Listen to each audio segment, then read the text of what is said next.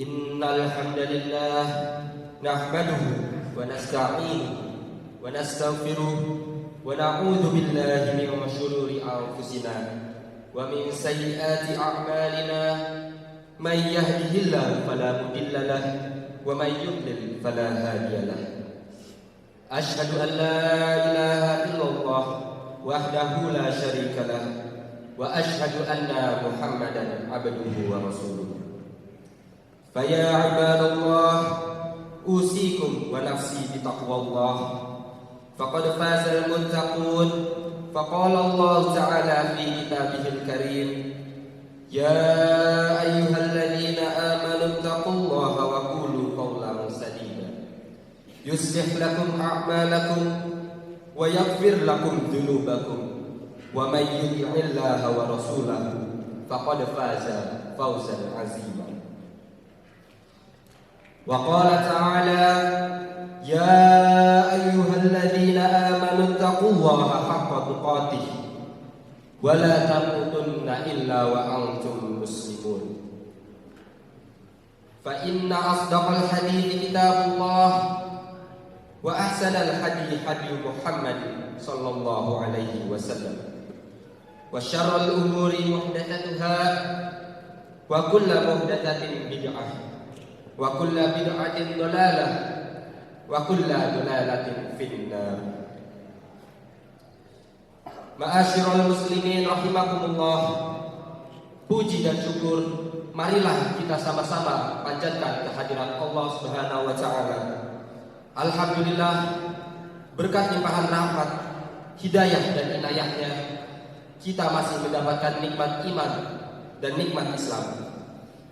Kita masih mendapatkan nikmat sehat, nikmat panjang umur, dan nikmat kekuatan, sehingga hati kita masih terpanggil menuruti perintah Allah dan duduk bersimpuh di tempat yang insya Allah penuh berkah.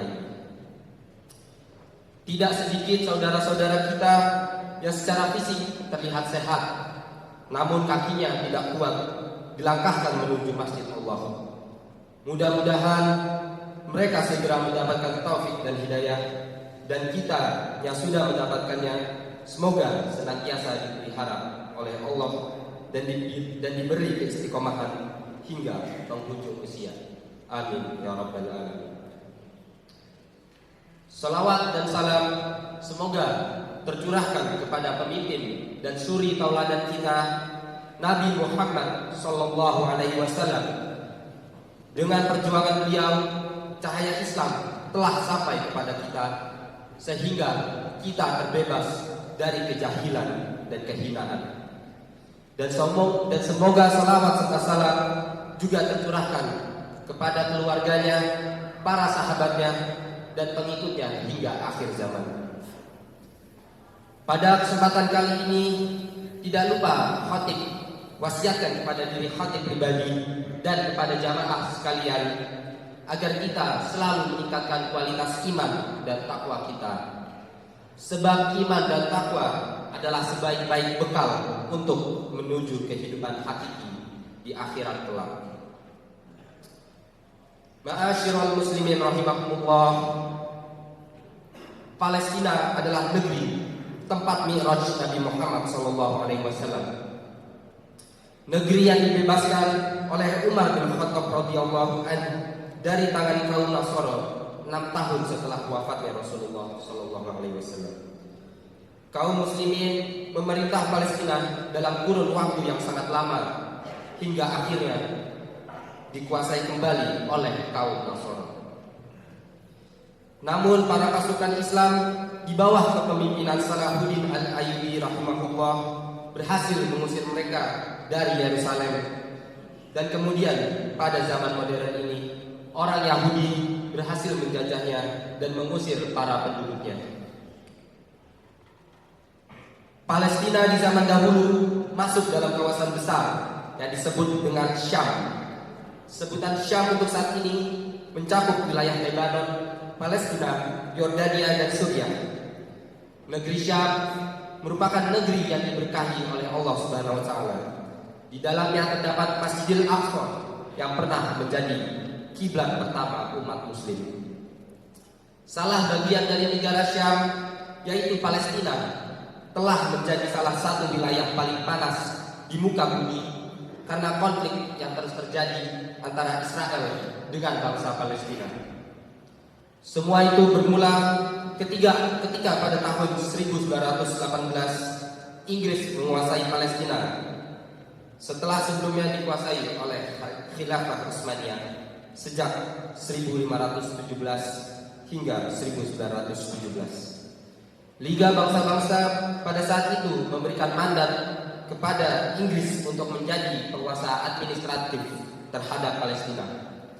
Liga Bangsa-Bangsa juga memberikan izin pendirian tanah air nasional Yahudi di Palestina yang dimulai pada tahun 1923. Pada tahun 1947, PBB mengusulkan sebuah rencana untuk membagi wilayah Palestina menjadi dua bagian, yakni sebagian untuk negara Yahudi merdeka dan sebagian lagi untuk negara Arab merdeka.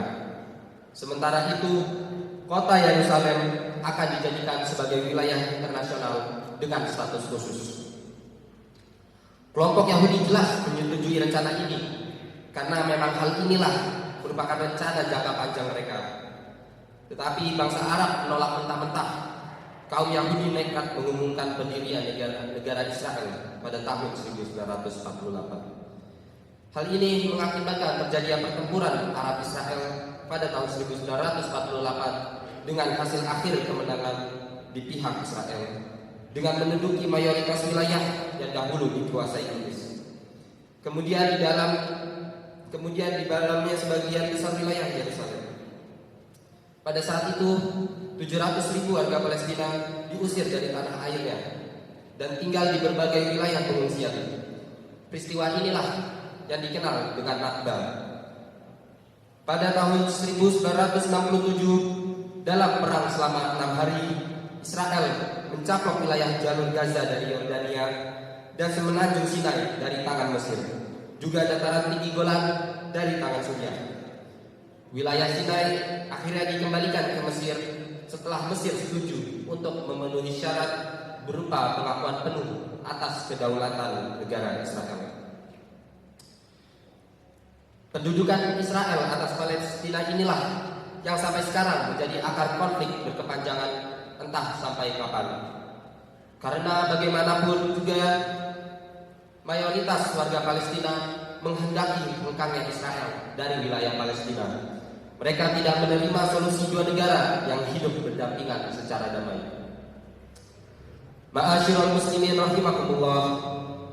Hari ini serentak seluruh kaum muslimin bahwa umat Islam diserukan untuk menunaikan kewajibannya, membuktikan keimanannya terhadap Allah, melakukan pembelaan terhadap bangsa Palestina, menyelamatkan kiblat pertama umat Islam, mempertahankan Masjid Suci Al-Aqsa yang sangat dicintai oleh Rasulullah SAW.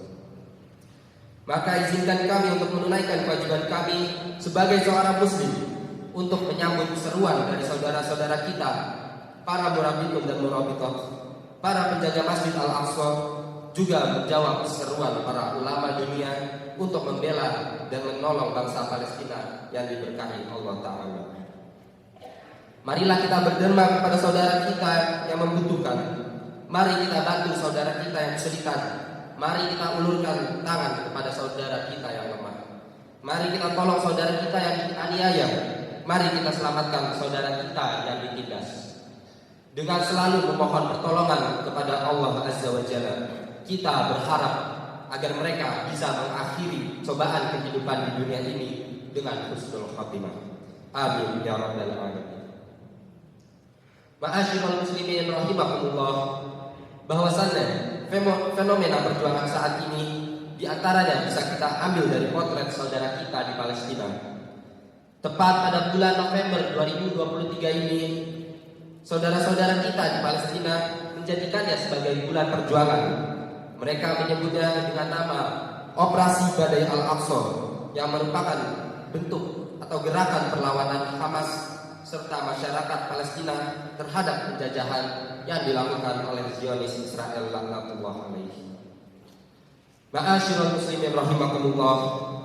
sebagai sesama muslim yang terikat erat dengan tali yang kokoh, iman dan akidah, kita tidak bisa hanya melihat saudara-saudara kita dizalimi seperti itu. Kita harus bangkit. Kita harus membela saudara-saudara kita yang ada di Palestina dengan mendukung dan menguatkan mereka. Segala usaha harus dikerahkan untuk membela dan menolong mereka di sana. Derita dan ketakutan mereka juga menjadi tanggung jawab kita untuk membantu menyelesaikannya. Karena sesama muslim bersaudara ibarat satu tubuh. Jika satu anggota sakit, maka seluruh tubuh akan merasakan demam dan tak bisa tidur. Sebagaimana Rasulullah SAW bersabda, "Matsalul mu'minina fi tawaddihim wa tarahumihim wa ta'atufihim matsalul jasadil wahid idza ishtaka minhu 'udwun tada'a lahu sa'irul jasadi bil humma was sahar." Artinya, perumpamaan orang-orang yang beriman dalam hal kasih sayang, kecintaan dan kelemahan lembut di antara mereka adalah bagaikan satu tubuh. Apabila ada satu anggotanya yang sakit, maka seluruh tubuh juga merasakan demam dan tak bisa tidur. Muttafaqun alaihi. Dari Abu Musa radhiyallahu anhu berkata, Rasulullah sallallahu alaihi wasallam bersabda, "Al-mu'minu lil mu'mini kal bunyan yashuddu ba'duhu ba'dan." Orang mukmin dengan mukmin lainnya laksana satu bangunan, satu dengan yang lainnya saling menguatkan. Lalu Rasulullah sallallahu alaihi wasallam melautkan antar jari jemarinya. Muttafaqun alaihi. Ma'asyiral muslimin rahimakumullah. Apapun yang kita sanggup wajib kita persembahkan untuk meringankan penderitaan saudara kita yang ada di Palestina. Bila hari ini belum ada akses mengirimkan bantuan materi untuk mereka, maka minimal doa harus selalu kita panjatkan. Semua ini sebagai tuntutan dari ukhuwah Islamiyah karena semua muslim bersaudara. Bahkan kepedulian tersebut merupakan tuntutan dari kesempurnaan iman kita. Rasulullah Shallallahu Alaihi Wasallam bersabda, "La yu'minu ahadukum hatta yuhibba li akhihi ma yuhibbu li nafsihi." Tidaklah beriman salah seorang kalian sehingga ia mencintai untuk saudaranya sebagaimana apa saja yang ia suka untuk dirinya, yakni kebaikan. Hadis riwayat Bukhari dan Muslim. Ma'asyiral muslimin rahimakumullah. Saudara-saudara kita di Palestina saat ini sedang dibantai dan diusir dari tanah kelahiran mereka. Rumah-rumahnya dirobohkan, hidup di bawah tekanan dan blokade berkepanjangan. Mereka adalah orang-orang yang terzalimi dan mereka memiliki hak untuk melakukan perlawanan dengan beragam bentuknya.